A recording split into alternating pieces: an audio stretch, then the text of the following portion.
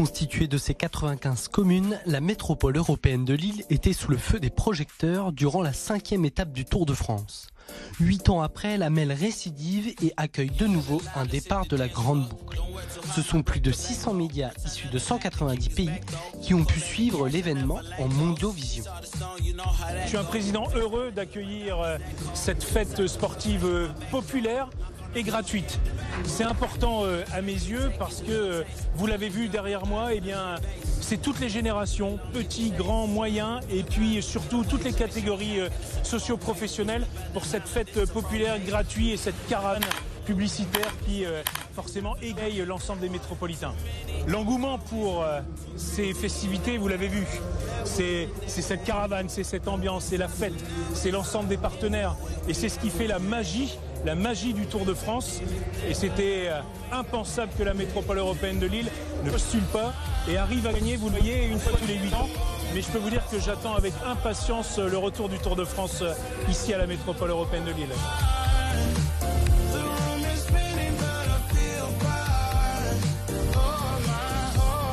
12 communes traversées et 20 km parcourus, la Melle a su faire plaisir à ses habitants.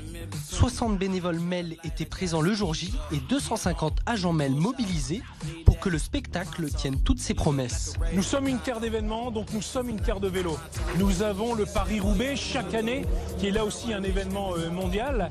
Mais la métropole, c'est ça, créer des grands événements, mais aussi des événements locaux, le Lille Ardenau. Nous avons le guidon Élémois, nous avons le circuit de Péranchy. Et c'est ça la métropole, parce qu'on s'occupe des grands événements, des petits moyens, mais surtout aussi du quotidien des habitants, puisque nous avons investi 100 millions d'euros sur les pistes cyclables de la métropole et nous avons créé 40 stations Vélil supplémentaires. La Melle, terre de sportifs et terre de sport. Entre ferveur et enthousiasme, le Tour de France a été un pari réussi, autant pour les organisateurs que pour les spectateurs. Et les prochains événements ne manquent pas. Vous savez qu'on a eu les championnats du monde de handball, les championnats d'Europe de basket, on a eu l'Euro 2016 et on se tourne maintenant vers l'avenir parce qu'après le Tour de France, nous aurons, excusez du peu, la Coupe du monde de rugby en 2023, en 2024, les demi-finales du top 14 et surtout les Jeux olympiques basket et hand à l'été en même temps que les 20 ans de l'île européenne, capitale de la culture de 2004.